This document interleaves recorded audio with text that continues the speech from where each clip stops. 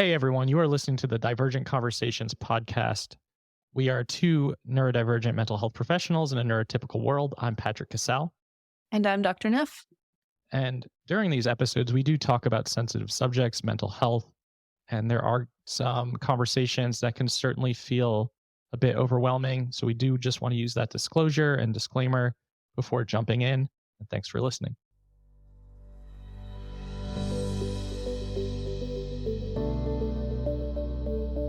Well, Tiff, we are really excited to have you on today. We've actually been talking about it and wanting to have you on for a long time, and I was really happy when you said yes.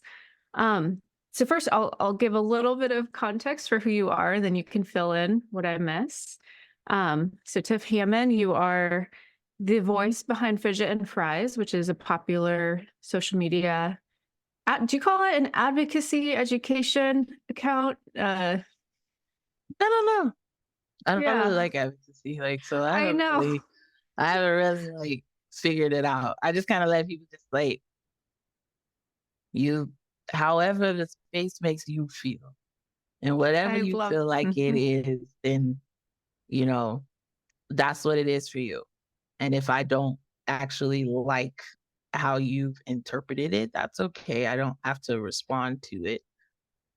Just how you feel the space is, what it looks like. I haven't quite figured it out for me. Yeah, you sent out a Substack newsletter a while back where you were talking about what to call yourself. And I just was nodding my head the whole time. I was like, yep, I have the same struggle. Is this advocacy? Is this education? Is this a business? Is this what is this that we do? Yeah, and the longer you're at it, the bigger you grow, the more confusing it gets. Even when you kind of define a little bit more of, what it is you share and what it is you do, it still gets a little bit difficult to figure. What are you going to call yourself? And how are you going to be? So that's kind of where I'm at. What are you going to call yourself and how are you going to be? I love those two questions so much. Well, one thing, I love that we're already diverging. So back to your bio, I'm bringing my brain back. One thing you do say in your bio that I love is that you're a mother, an advocate, and a storyteller. And I feel like storyteller captures what you do so well. I would even call a lot of it poetry. You're a storyteller and a poet, and I think exactly what you describe. It's if you find something helpful here, then here you are, but you're showing up with your story. And then you do a lot in the kind of disability justice, and you are an author. Your book, A Day with No Words, has been on, I think, multiple top seller lists. So you have done a lot in this space, I think, especially within Black autistic space and intersectionality. I know personally, I've learned so much from you over the last couple of years. And so also I just want to extend a thank you for thanks. For all the labor and the work you do. I know it's not easy, and it's really important what you do. Thank you. I have been doing this for a little bit. I was like, how long have I been here? It's been a little while. I've been, I don't like advocate. I don't like that, to describe myself, or activist, or any of those things that just when you hear it, you just feel social justice warrior. I don't like those. I like storyteller more. I like to tell stories. I feel like they're the best teachers we have. The greatest educator that we have is storytelling. Stories, the biggest way that we know about our history from whatever culture it is. It's because the stories have been passed down generation to generation to generation. Whether they're writing them or telling them, the oral histories. I just feel like they're our greatest teachers, and I don't want to be uh like everyone else that's in these advocacy spaces, because Mhm. they're all kind of the same. And I feel like I put a lot of that on social media, like culture and stuff, where everything has to be quick and cute and pretty and like easily digestible and things like that. So like it just like kind of like birthed like a whole lot of advocates that kind of like put out the same stuff over and Mhm. over and over and over again. And I was like, ugh. I mean, it's pretty, but I don't relate to it. So it's like, what is it that I can do to not only like fight for myself, but for my children and for others like us, and have people actually read it or like sit in Mhm. the space and like take it in and soak it in. Because I'm not giving you graphics. I'm not giving you infographics. I'm not going to give you like cute words and pretty pictures and drawings and things like that. I'm not doing that. It's not me. So what can I do to like get people to read it, get it, and then stay? Like I need you to stay in it. I didn't want to have, one post and it goes viral and then they come in and then they read that. Oh my gosh, she's writing books over Mhm. here. And then they want to leave. Like I want to pull you in, draw you in, and have you stay. So I feel like the best way for me to do that is to tell stories. I love stories. I tell stories. Yeah. I grew up in a family of storytellers. I kind of like what we do. And so I was like, I'm gonna tap into that. Yeah. That's Well, kind of it. you did. You have so well. There's like an embodiedness, an earthiness to stories. And I do. I think there's a like embodied wisdom whenever I encounter your work that it feels really different. And I think because it is really different. Um y- in the way that you show up. And I totally, as soon as you said it, I was like, yeah, I get that. I get how advocate, there's like a sterileness to it that misses that Yeah. earthiness and that wisdom. Too academic for me. Like it's too like this is autism and here's the stats and here's the trait and this is what a meltdown is. This is what a tantrum is. This is what this is. And like, oh no, like I feel like by the time you reach me, because for some reason I feel like there's like this long list of people that uh new families come to or newly diagnosed people come to, and I feel like by the time you get to me, and for some reason I'm always putting myself at the bottom of this list or something, but by the time you get to me, you should already know what autism is. And that's kind of like how I treat it. Like, you know what it is. I'm not gonna tell you what it is. I'm past that, you know. I'm like almost 40. I have 38. I have teenagers. I'm like, I'm not about to sit here. I'm not explaining this to you. I'm not explaining what a tantrum is, what a meltdown is. So there's a lot of other accounts that's gonna do that for you. They're gonna they're gonna do that. They're gonna share that to you. You're gonna go to the next account. They're gonna say the same thing. It's gonna be a different color with a different font, a different picture. you know, some might get Venn diagrams. Those are big now. They're gonna be out there. You're gonna find that, and that's gonna be for you, and it's gonna help you. And then not knocking those because I still follow a few of those people that do that. That churn them out, turn them out. I don't relate to them, but I like the pictures. They're pretty, and and it gives me, and they're nice people, and it gives me, someone to like refer other people out to. Like, Mhm. hey, you know, they can, So I do follow those accounts. I just don't share like accounts, and I'm not going to teach you what autism is. I'm not going to teach you how to be autistic either. I'm not going to teach you any of that stuff. Biggest goal for me is I'm trying to make myself more human to people. I'm trying to make my family more human to people. And the biggest um reason for why they treat us the way that they treat us and they don't treat us well is because they can't see themselves enough. And we aren't actually fully real to them. Like they don't understand the thoughts that we have, the feelings that we have. Um, I have lived in areas of Texas where I am the first real life in my family, first real life Black person they've met.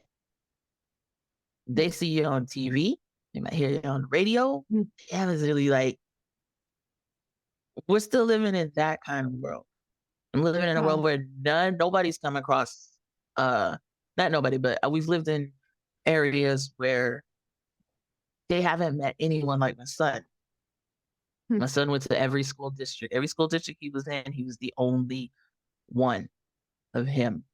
2 school districts, they had to create programs based on who he was and add kids to it. So he wasn't the only one in it. So it's just, that's the biggest goal for me is I'm trying to make myself more human. I'm trying to share stories, trying to get you to see just a piece of yourself in that story. And then I feel like I got you hooked. You're there. You're me. You're mine. You're mine now. And I want you to feel the things that we feel. And I want you to relate to those things. And I want you to feel like, wow, I might not go through the exact same things that she's going through or that her family's going through, but I have a similar story. I have a similar situation. I have a similar thing that has happened to me. And like, wow. So I want to challenge your thinking and have people connect the experiences that we have with experiences that they might have. I'm like, now I have you. Now I got you. And now I got like a whole community or an army of people who love my kids just as much as I do. And so it's just, it's incredible. And I'm just trying to lean into the stories. Occasionally I'll do the academic stuff because it's necessary. And occasionally I'll drop essays and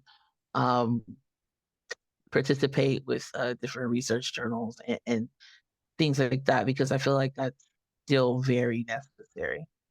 That like I'm not gonna like completely like abandon, that. Heck yeah, I'm all in that because I'm trying to talk to legislators.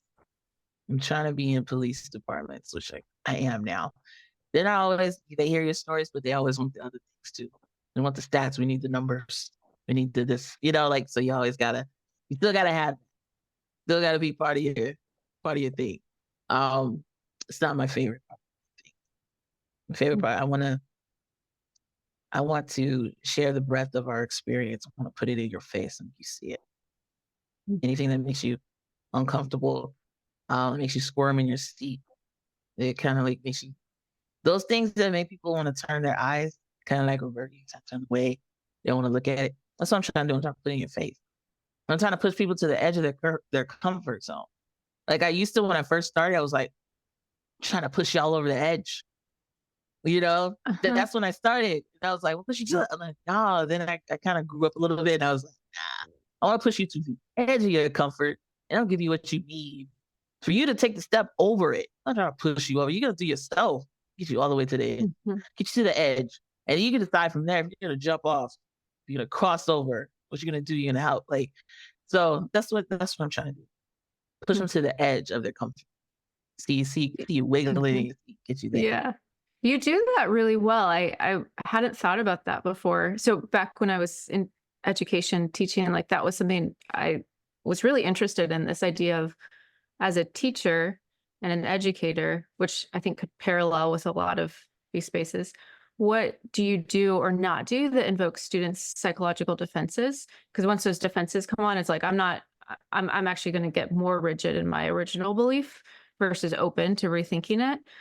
And yeah, I hadn't thought about that, but you do that incredibly well. And again, I think partly by sticking with story of like, here's my experience. Yeah. And one that I'm thinking of that I quote you on sometimes when I'm talking about, so ABA, the conversation that comes up a lot in white autistic spaces.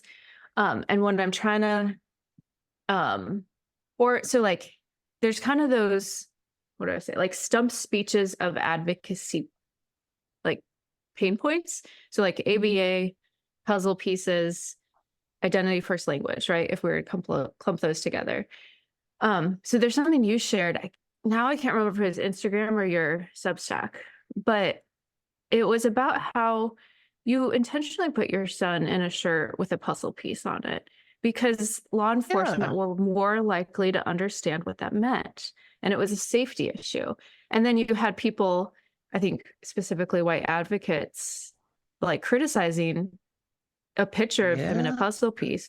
You sharing that story, like that, that pushes people to the edge to go like, huh, there's more to the story than just puzzle pieces are a sign of ableism and puzzle pieces are bad. Let's think about this more deeply.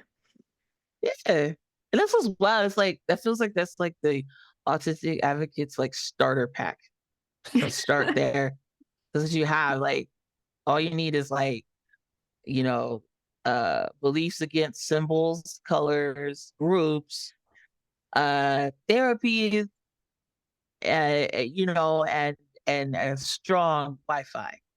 And now you have like that's your starter pack, right? And you know, and if you've been at it as long as I have, like it's so weird because I feel like I'm just aging myself, but and you see that as they come in, see it in waves, right? Because I've been doing this for a little bit, you see it in waves, like it dies down a little bit, and then you're like, oh, it's waves of autistic advocates that are coming in, you know, or it's the autism mom, you know, ally starter pack too. Once they feel like they've seen the light, they, you know, come to glory and that they're here, right? So they comes in ways you start to see the same thing like over and over. Like, no to this. This is how you say who you are. You know, it's identity first. It's supposed to be like, so you see it kind of like all the time. Waves comes and goes. And you just see in the same stuff. And you're seeing it in the same way. Majority prefers this. Majority prefers, who's the majority? I wonder who the majority is. Who is the majority? Nobody asks me. Nobody asks my friends.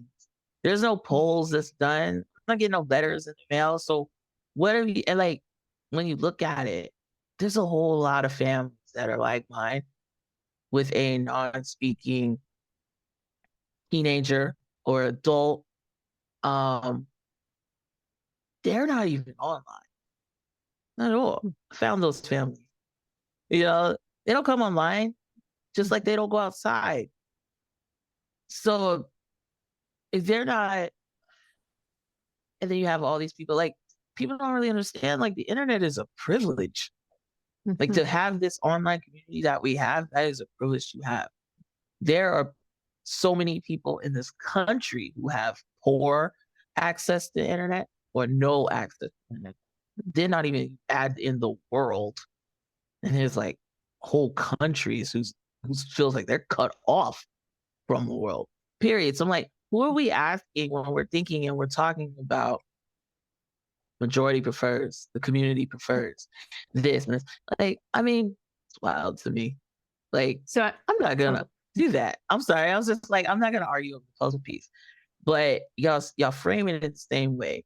They're like, nah, I'm gonna come at you in a different way for it because it means something different to me. You know, and I don't care about symbols. I really don't. I say that so many times. I don't care about symbols. I don't care about colors. I don't care about none of that.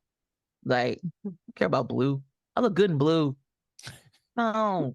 Like, so I'm just not, I'm really not, that's not with me. I'm not puzzles, but I'm like, I live in a state where you have whole police departments, fire departments, they have squad cars with puzzle pieces on it for you know, April.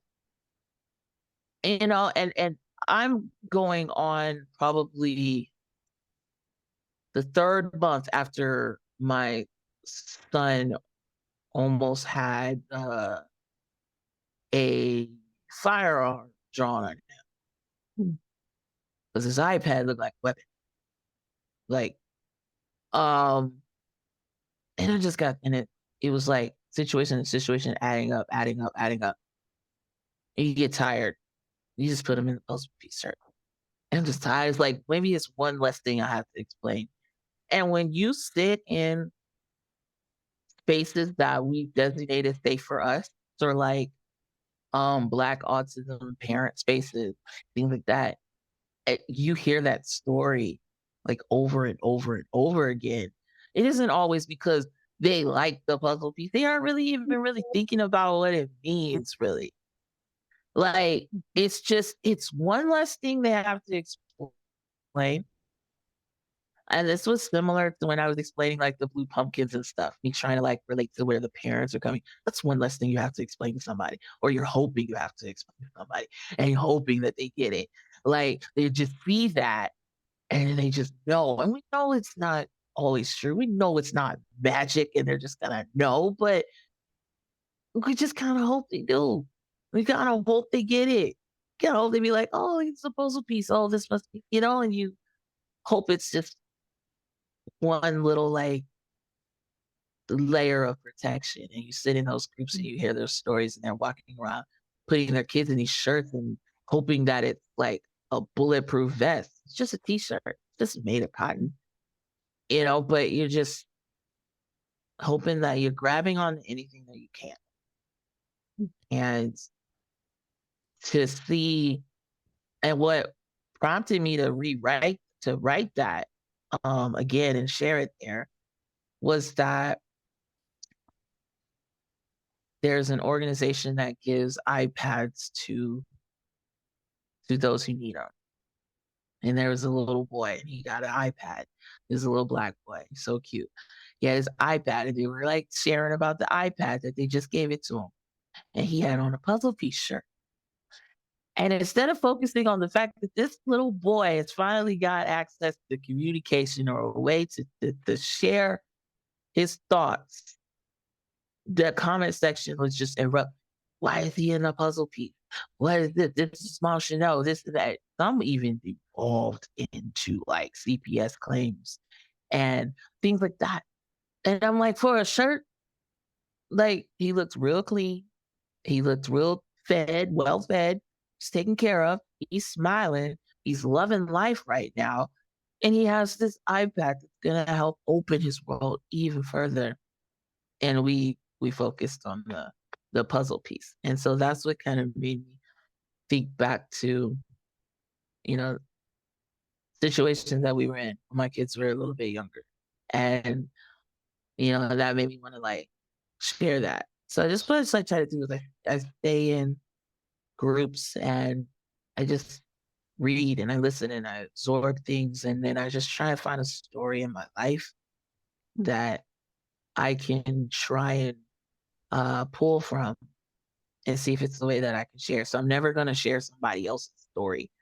But I try to like find something that's within our lives and our things that I can pull from, and I just share pieces of us, because I never want to speak for anybody else, because I don't really like it when people speak for us. And so that's kind of like my thing. Like, and so more stories, make people think. That's what I'm trying to do. Do that.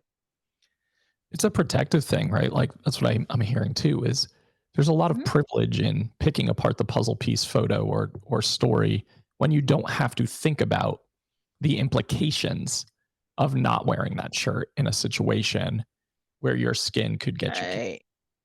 Yeah. It's about thinking about all of that. Like, if you're just sitting there, you're thinking, oh, this symbol is just horrible. And it means, that we have missing pieces and all this other. Okay, that's one side of it. I can get that. I can respect that. I can even be like, I agree with that. I don't even know if I do agree with that or not. But it's just, hey, I get it. I see your side. And I see that's how you feel about that. There's like so many other stories and thoughts and things that surround that. So whether I could have put him in an infinity symbol if I felt that it had the same like impact that it would the puzzle piece would have had. If the cop cars was riding around with infinity symbols, I would have put that on them. Like, I would have did that, but they connecting this symbol with autism. So we we do a lot of things where we pull from that we feel that can help us. And there are a lot of us that don't know the thoughts or the controversies behind the symbols either. So I try to like have a lot of grace for people. A lot of them are new and then they come on. And then I think that because a lot of us, it almost feels like we live online, that we don't understand that the world is bigger than being online. So like, yeah, everybody doesn't know puzzle piece is bad because it's still pretty big outside of the internet. Like it's pretty doggone huge. And you come on here and have a lot of people that's just like, you should know. You're supposed to know. Like they're gonna go. The fire truck down the street got the puzzle pieces on it. Big everywhere. Like, they're not like it's big. They're still lighting the White House up blue. Every April 2nd, they lighten it up. Woo. Around the world, in London and France and stuff. Like, so no, they don't know. So you try to be open to where everyone is at on their journey. Everybody's not in the same place. And I think that that's what also makes being an advocate, even though I don't like to be called an advocate, challenging and difficult. And I think that for a lot of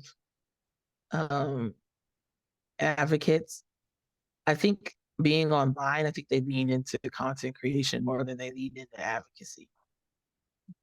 So it feels like you're just seeing, you're just creating to create. Like you're just creating to have, engagement. But you're not creating in a way that will lead towards like meaningful, tangible change. Not even for yourself, but for others. And I think that a lot of people don't actually know what advocacy is. Like, they might know what it is for themselves. But when you enter into a space where you're feeling like you're trying to do it for other people, then that means you're doing it for other people. Like, so you're holding on to the stories that they tell and you're fighting for the things that they're telling you that they need. So if I'm telling you that I need more safety, more protection, more resources and accommodations and things that will help us to live in a world where I don't have to wear a puzzle piece shirt. That doesn't mean try and ban puzzle piece shirts because you don't like them. No, it means I need you to listen to what I'm saying and I need you to help me acquire what it is that I need. And that's what advocacy on behalf of other people. And I think that's where a lot of creators mess up and they don't look at and they don't see. And like, you're not fighting for what it is you need. What you want, that's self. That's self. But don't present yourself as an advocate for all of us if you are not listening to the things that these people need. There's a lot of things that I've fought for people that I don't actually need. And I was actually like, oh, this is going to actually help you. But this is what you're saying you need. And this is what you're saying you require. And this is what you're saying is going to help you. So I'm going to use whatever I can, whatever privileges I am, a writer. So I'm going to help you create something that is going to help you get what you need. So it's about leveraging the privileges and the skills that you have to help other people acquire what it is they're telling you they need. And that's advocacy. And we're living in a social media culture where that's not really happening. Like, I don't really see that. And I think that's why part of the reason why I don't like to be lumped in like with that. That makes so much sense. Cause yeah, that's not what you're doing. You're doing something really different. First of all, I just love that idea of like flipping the script instead of making another post about like why not puzzle piece, like how to create a world where the puzzle piece isn't isn't needed, right? Like, I love that way of flipping it. Another thought I had as you were talking is there's this really unfortunate kind of parallel experience happening. So I guess another part of the starter pack, autistic advocacy, and I say this all the time as a psychologist talking about like why we aren't identifying all autistic people, is how like early autism research really focused on white cis affluent boys. And so there's this kind of conversation of like, we've focused on a really small group, and now we're opening up the conversation, focusing on a diverse experience. But even that, right? This idea that we're now spotlighting a more diverse experience of autism, we're doing the same thing essentially. Like with what you were saying about, there's so many people who aren't online, who aren't part of this conversation. So the temptation would be to fall into that same pitfall of, we're saying this is the autistic experience. And by this, it typically means someone who is speaking, someone who has access to internet. And so it's just interesting to see how we're replaying the thing that we criticize when we're not being thoughtful about how we engage the space. We're always going to fall into that trap if we don't, if we do not have the most historically excluded people at the head of what we're doing, then we're always, because right now it looks like we're equating liberation with that of white cis men. Like, that's what we feel like liberation is, if we're able to have the privileges that they have, like white cis straight non-disabled men. We have the privileges and the things that they have. That's freedom for us. And that's how they're looking at it. But they're not actually seeing that the reason that they are in the positions that they are and they have the privileges that they have is because they're drawing their power from other people. And so when you're trying to get there to where they're at, that means you're going to have to push some bodies over and walk over us to get there. And so we're not getting it. And if we're equating liberation with equal footing with white men, white straight men, white non-disabled men, we are always going to lose like in that. And I think that's what's happening when we're looking at the advocacy that we see online. And that's like what we're not like relating to, like when I'm sitting with like my friend, I'm relating to this quite well. I'm not seeing how this even helps us. And even when, it's so weird because I was talking about this last week with Sandra. I don't know if you know Sandra, neurodivergent narratives. We had her on a couple weeks ago. That's my friend. Like, we sit there and we look at the content that comes out from a lot of white autistic advocates, and we just sit there and we kind of scratch our heads, because a lot of things that they describe as their experiences and as their traits of autism and as their, and I'm just sitting back and I'm like, Sandra, you know what they describe? It literally makes me feel like everybody in the world is a little bit autistic. It's what it feels like. It's like, I don't know if they don't know how to articulate their experience, or if it's because we live in this climate where everything needs to be watered down, shortened, cute, tweeted, bunny graphic thing, and you aren't allowing yourself to explain the experience any more deep than that. But when you just look at it, I'm just like, a lot of neurotypicals do this too. Like, they're kind of experiencing this as well. Like, how is this exclusive to autism? To autism? Like, I'm not really feeling it. I'm not relating to it quite well. I'm kind of lost. You're just like, and you're seeing that, and it's not like it's not a dig on them. I think it's just like, it's how we're existing in this social media world. and how Absolutely. Yeah. we're not expanding on our experiences. We're not growing. We're not evolving. And I think that hurts us a lot. I think, as well. yeah, absolutely. I think it could, I think it can create kind of a scarecrow like version of autism, like and also I think part of it is, and I've felt my own tension around this being anchored in the neurodiversity paradigm of it can feel, you can be shamed when you talk about the hard parts of being autistic. And so then it's like we get kind of, I think, a thinned down version of what autism is, but also focusing on the positives and the strengths, which is a really good corrective, but is not the whole story. And so then you get this picture of autism where it's like, yeah, everyone's autistic. And it's so interesting. I was just having a conversation with another clinician on this. So I'm obviously a huge proponent of self-identification, self-diagnosis because of all the barriers. I'm starting to get a little bit nervous though. Like I almost feel like we're seeing a pendulum swing of, I am wondering with this more simplified version of autism that's out there, if maybe we're gonna see an influx of people self-identifying where it's like, no, actually that's social anxiety, or that's something else that explains that experience. But I see why you relate to it based on how it's being described.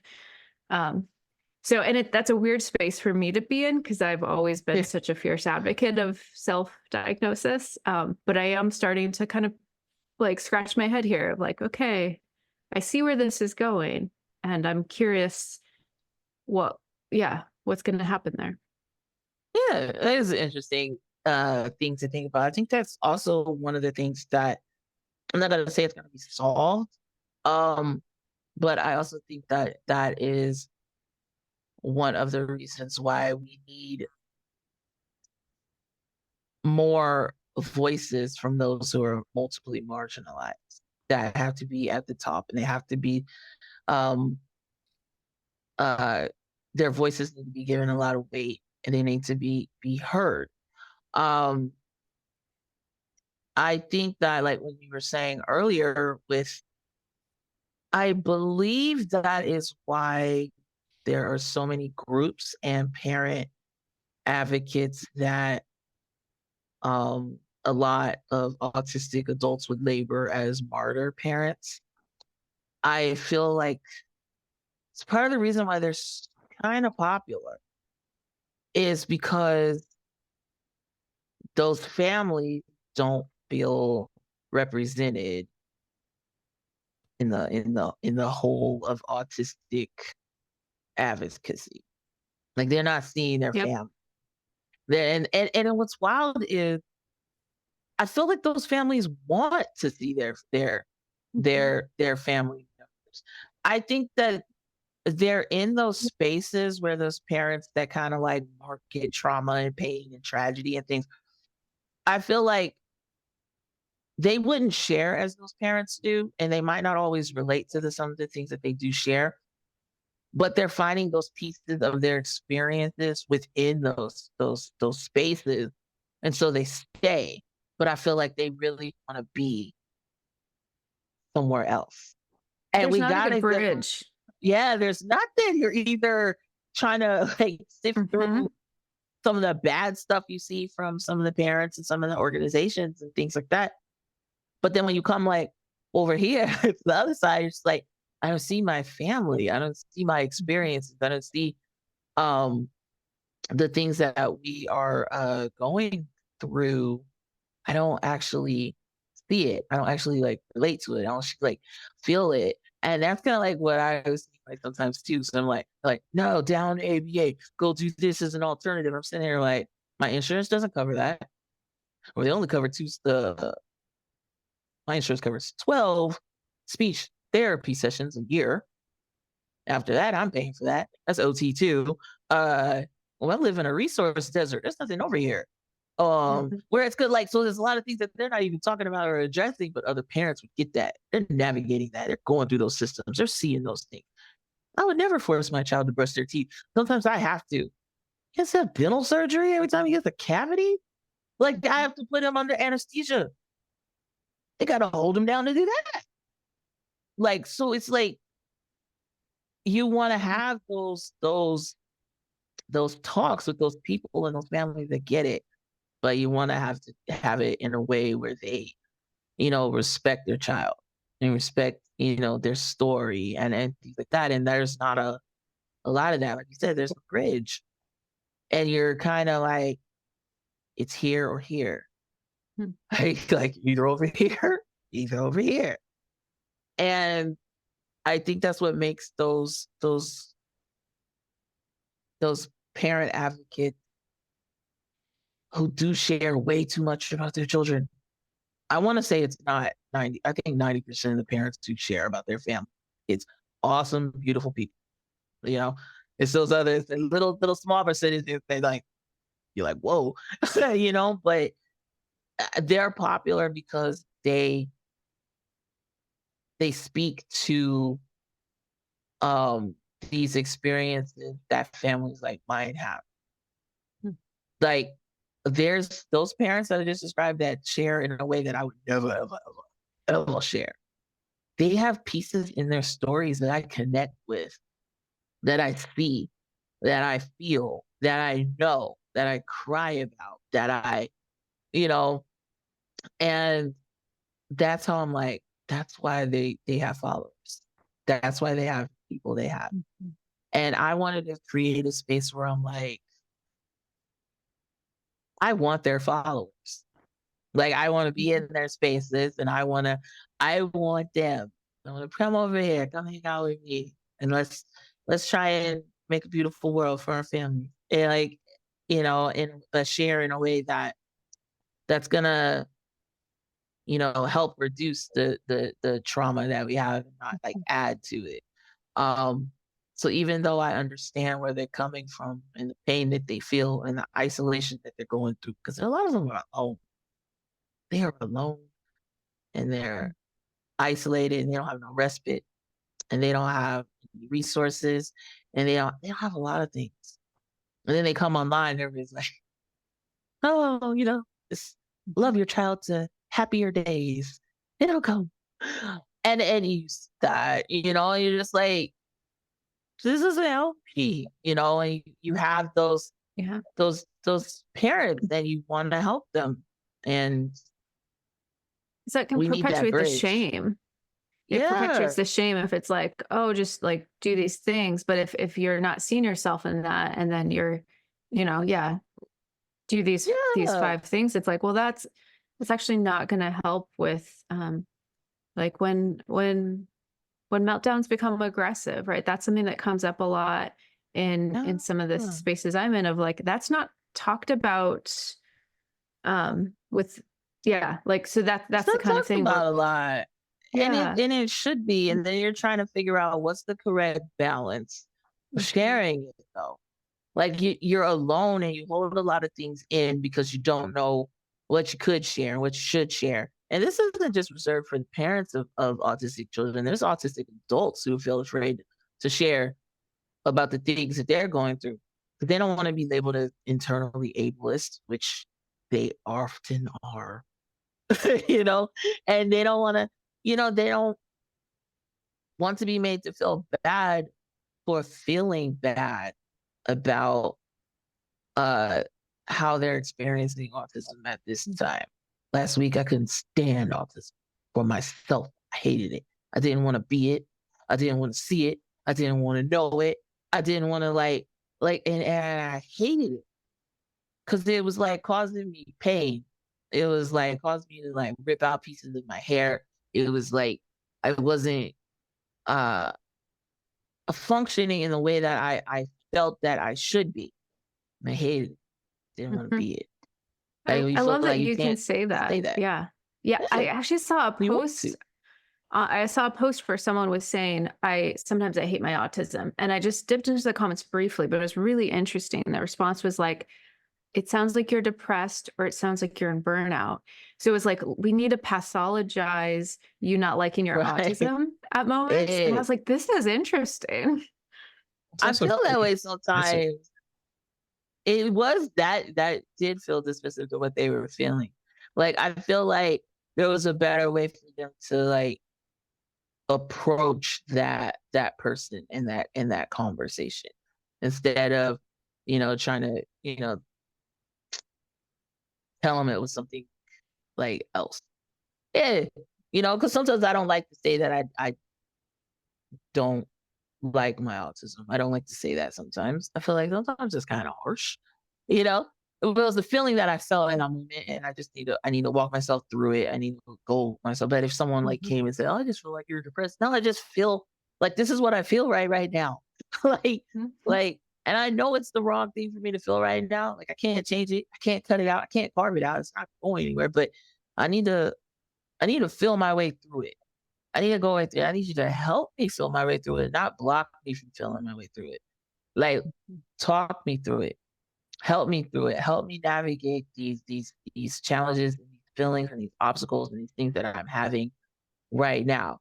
Don't tell me it's something else because I know it's Mhm. not something else. I know that I'm pulling my hair out because I am having a sensory issue right now. And I know that's caused by this trigger. And I know it's triggering because it's autism. Right. And so, like, I'm already drawing my map to where it's going. It's landing right here. And I know that it's something that it lives within me. And I know it's something that I can uh, get through. It's a challenge that I can get through. But right now, in the moment that I'm feeling it, that's all I feel. Feeling weighed down by it. Mhm. Yeah, I can get through it. Just help me through it. I know I don't hate myself. It's just I hate the struggle that I'm in right now. But when you're in it, you're feeling like you hate right now, and you're just like you're just not seeing all that stuff. You see that stuff when you're outside of it, like when you're out of it. Like sometimes, like I hate it when I was growing up, and I was growing up with um like I wasn't just black, I was just like I was dark skinned, and then like you go through it like, no, well, we can't see you on the pictures, or like you make fun of your skin or and you're like, I hate being black. I don't like this. They make fun of me because of this and this, but why do they make fun of me because of this? Why am I not cute because of this? It's because I'm black. I mean, not just regular black. I'm like dark skinned black. Like black you can't see on pictures when they take the pictures black. And then they make fun of me for that. And now I'm midnight black. And now I'm this. And they so you're I hate black. And I know it's not right. And I'm just feeling my way through this. I gotta walk my don't tell me I'm just feeling depressed about myself. No, I'm feeling this way because of what I'm experiencing, because of what has gone on, because of what, and after I come out of it, then I can look at it with better eyes, uh, softer thoughts and kinder things, and then figure out, a better way to cope with it. So I have less of those experiences, less of those things. I can't change being black. I can't change the tone of my blackness, and I can't change them all. But like those things I can't change. Yeah, learn. I'm growing and I'm learning, and there's a lot of days I love the heck out of myself to the point of annoyance of people that are around me. And there are other days when I don't feel as loving towards myself. Am I going through a bout of depression or anything? I don't think so. I just feel like this is what happened. And this is what I'm feeling right now. And I think that a lot of times we don't allow each other the space to feel the things that we're feeling. And we need that. And when you're telling people don't feel this way or you feel this way, they're telling you what you're feeling, you know, that's hurting them even more because they're not allowing themselves to work through those feelings. Because they're being, oh, well, maybe I am feeling this way. Oh my gosh, I'm a horrible person because I hate myself right now, or I hate my autism now. And I don't know if they hate their autism right now. I can't tell if they really are or not, but this is what they're feeling right now. Let's talk them to it. Let's see where they're at. And so but I think that a lot of times we don't give people that we don't allow them the space to do that because we take everything um, we take everything personally and not seriously. Like, you listen to them. Like, how they're feeling about themselves is not a reflection of how you're gonna feel about you. So because you feel this way about, like, you wouldn't do this, you wouldn't say this, that's you. But this is them. So just take what they're saying seriously and not personally. Like, it's not about you. Like, take that off. It's not about you. Let's help this person through. Don't diagnose them in the middle of the comic session. That's weird to me. Like, stop doing that. like just let's talk it out. But I don't think we give enough people the space to feel what they need to feel. Yeah. And we have to do that. We have to respect people enough to allow them to feel what they're feeling. A lot of times it's not that they seriously, hate themselves and they're wanting to go do something. So they just need to feel it. Let them feel it. And you talk to them and you help them to get it out and you help them to get to the bottom of what it is that they're feeling. You help them through that. But just to come in there and be like, oh, you're depressed or you're burned out or you're this and you're that. I'm telling you, in my experience, no amount of burnt out made me feel like I hated autism. I was too tired to feel that. Like, I was too tired to want to connect that I was hating something. No, I was feeling those feelings when I was very much alert and in it and on, so it's just let the people feel what they need to feel. And you don't have to like it. It's not for you. And I think that's what hurts a lot of people too. They have to hold a lot in. Mhm. And they don't want to be looked at as hurting other people for the feelings that they have about themselves. And I'm like, man, we can't even feel what we feel about us because that's hurting somebody else. I'm like, what? Like, so you're trying to do like the math there. I'm like, Mhm. what? I think that should be our quote for the episode. Let the people feel what they need to feel. I love that. Yeah. Yeah. Yeah, we Has- I should write that down. yeah, you should. That's a good. You've dropped some good. Yeah, you've dropped some good quotes. I've been scribbling. You've dropped some poetry here, but that being one of them. Let the people feel what they need to feel. It's wild because I'm writing a book right now, right? Like, so I'm writing a proposal for a nonfiction adult book because a few publishers was like, when you gonna write an adult book like about you and stuff. So I'm writing it. So as I'm writing it, or it's making it hard for me to share new posts. So when I'm writing new posts, I'm like, dang, that needs to go on a book. So I can't share nothing because I'm like, that would be so good in here in this. So that's why I'm sitting here thinking while I'm talking, I'm thinking in my head, I'm like, that might be good in a book. That's all thinking and now I can't it's hard for me to produce things new because it's just I feel like I'm hoarding it, trying to save it for the book that I don't know how it's gonna look at the end of it or anything like that. But it's just saving things. It's different. It's interesting to feel like you have a lot of things to say that it would actually be enough to fill a book and hope that people will want to read it. Oh, So I think people would absolutely. I know I would, and I don't have much time for reading right now, and so I don't read a whole lot. But I would read it. Absolutely. Well, thank you thank you so much. I have loved this yeah. conversation and loved having you on, and finally getting to meet you. Where can Yeah. people find you? I know we've talked about a couple of the places already, but where can people find you if they're wanting to? I am on Facebook at Fidgets and Fries spaces.